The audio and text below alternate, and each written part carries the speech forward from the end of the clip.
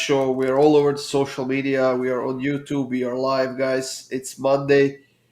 We are sweating some games here, Chris. It's about, 5 minutes left till the end of this Sassuolo Juventus game. All we need is one more goal. At least I do for my previews. But for the first part of our double, uh, that hit, but Crystal Palace and Leeds are just useless today. You know what? I think that result, currently that result shocks me. I think more than anything, a Leeds team that's been giving up goals like they're going out of style, and the Crystal Palace team that has more than enough talent to score, and two teams that have maybe some defensive issues this season.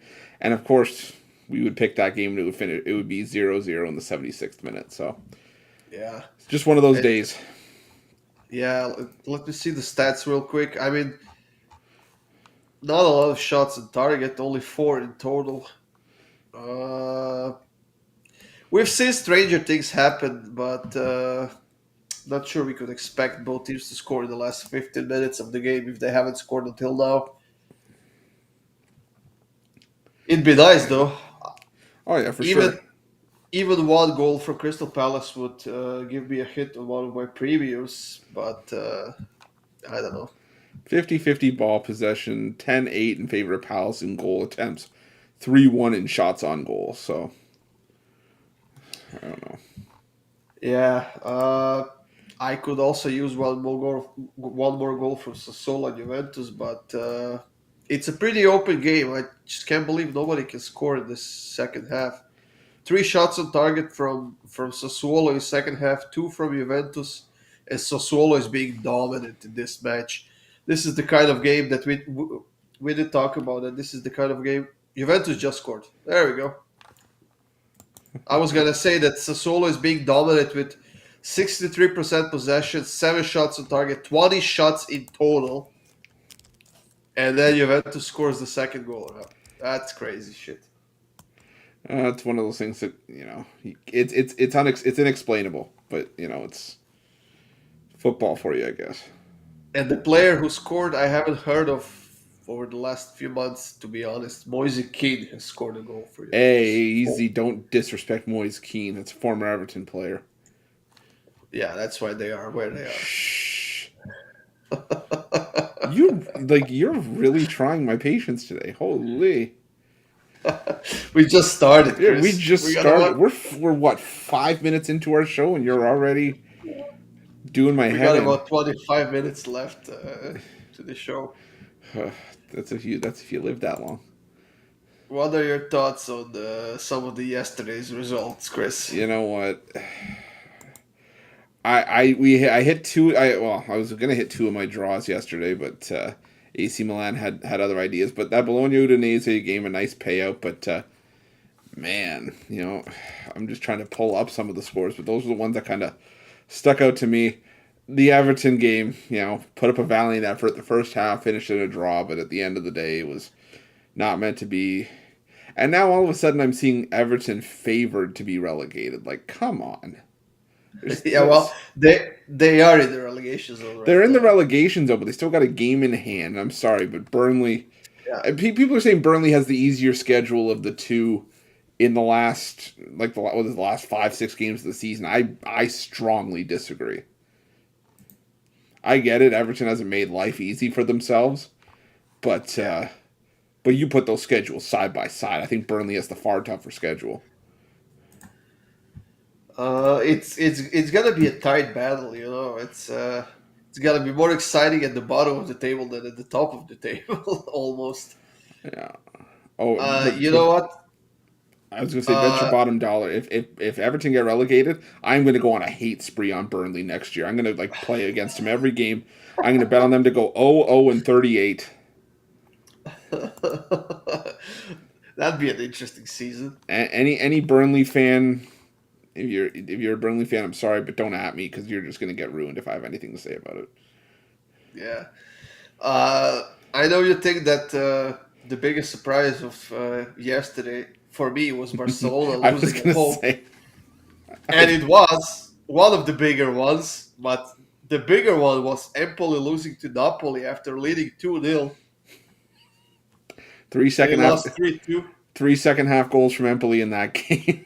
My God.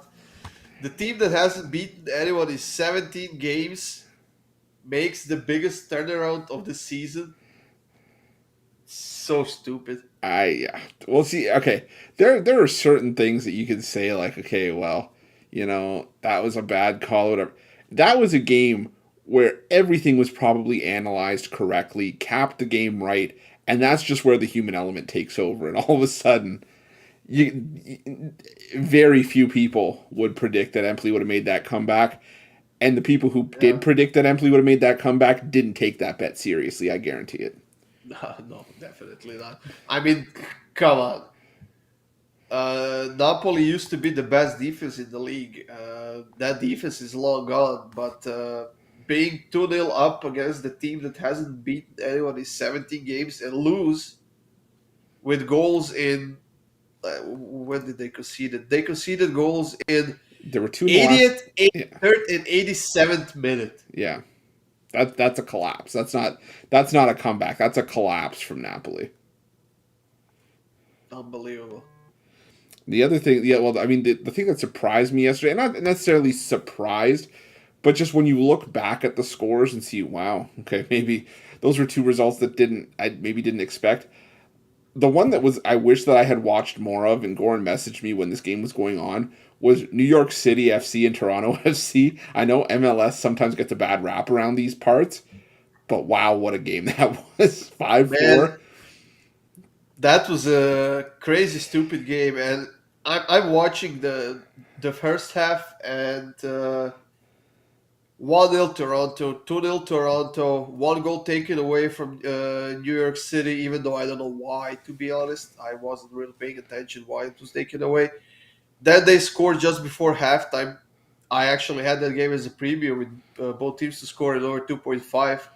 So that was a nice hit. And then I look at the score in second half and I see 4-2 for New York City and then 5-2 soon. 5-3, 5-4 in the 90th minute. I mean, the hell were they playing baseball?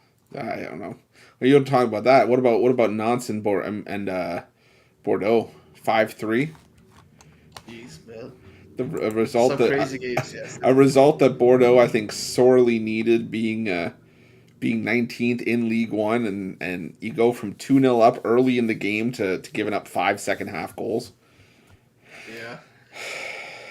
That's some very, very weird results yesterday. I don't know. Did you bet anything today, Chris?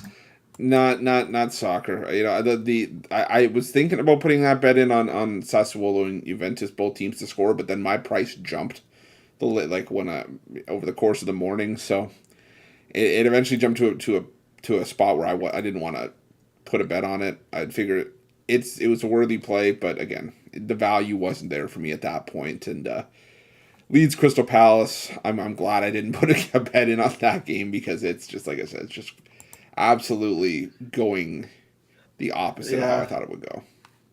I did bet the double that we had on the video, which was Sassuolo both teams to score and Crystal Palace both teams to score, but that one seems pretty likely to be a losing bet, unfortunately. Unless something weird happens and we see like two goals in the last 10, even less than 10 minutes of the game, but I don't think that's happening. Yeah, What else? Porto lost today to Braga on the road. And if Sporting gets the win here, and they are leading 1-0, there's what, three more games left in the season, and Porto has 6 point advantage. We could have ourselves a nice competition at the end of the Primera Liga, and it could get tense. yeah. That would be that would be a fantastic end to the season. Yeah, there's not many leagues, late on that you see that kind of competition with late in the season. I think it would be definitely a welcome sight. Yeah, I mean, Bundesliga is done. Serie A is going on. That was pretty close.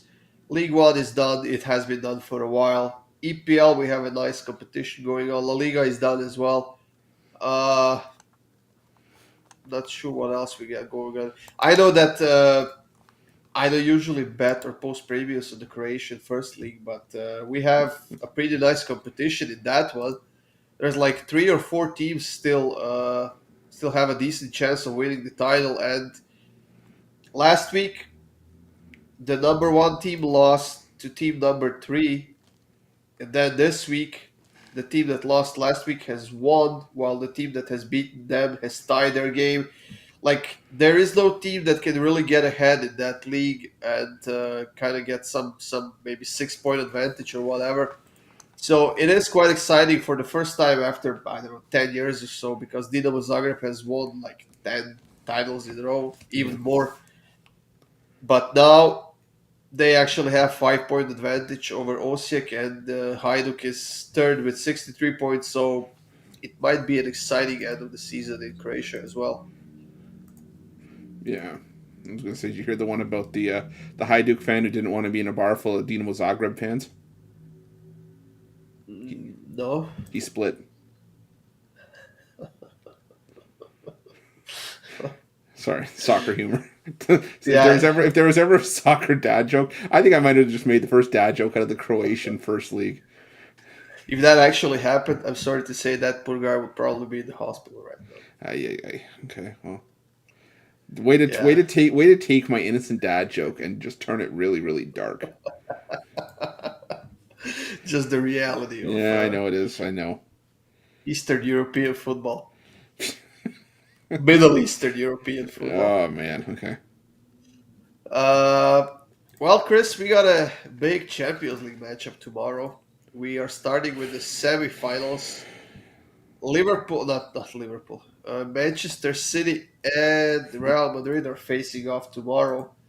And did you ever see for Real Madrid to be plus 575 underdogs? No, no, I did not. Man, that's that's a crazy price. I mean, that's definitely where a lot of value is because we've already seen Madrid, take out the defending Champions League champions in in Chelsea. And could they do it to Manchester City? They could. I mean, I think Manchester City, have both their eyes going in different directions. One eye focused on the Premier League, one eye focused on the Champions League, and it's hard. I think I was looking at that game, and if I was actually going to put out I may put out a pick on that one. Who knows? But I like both teams to score in over 2.5. I think that's where there's a ton of value. I think City aren't gonna hold everybody down, and we've seen Madrid definitely put forth some solid efforts. I may even combine that with Benzema as an anytime goal scorer. Yeah, I was gonna say it's pretty hard to contain Benzema right now. He's playing like a crazy person, like he's on crack or something. I don't know. He was scoring goals like. Let's see the injury report here. Jovic is injured, Hazard is injured, and Mariano Diaz are injured. I mean, those three haven't played a game in a while, so I'm not worried about the injuries here. And Manchester City is injury free right now. Actually, Cancelo is suspended because of the yellow card, so he will be out for this game for City. But if any team has the depth, it is Manchester City. Pretty much replacement equal as the starter for every position on the field. We had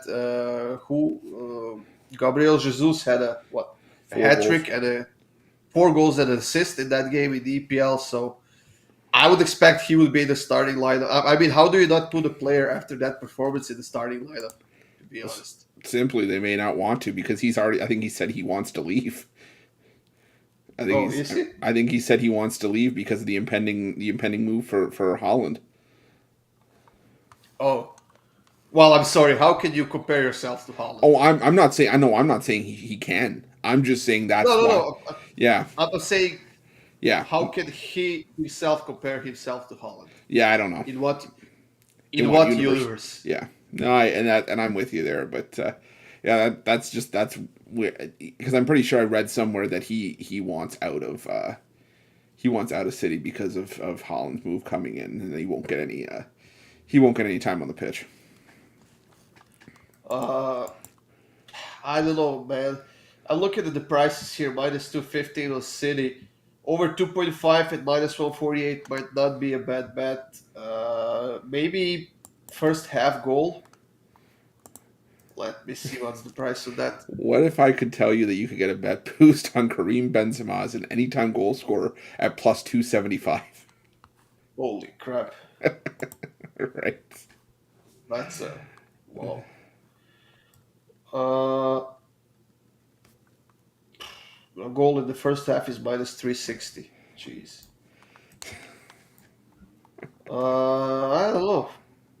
Honestly, I'm quite stunned right now at what to pick. Maybe, I mean, yeah, Benzema is a pretty obvious pick here, but De Bruyne has been scoring a lot of goals in the Champions League lately. So, what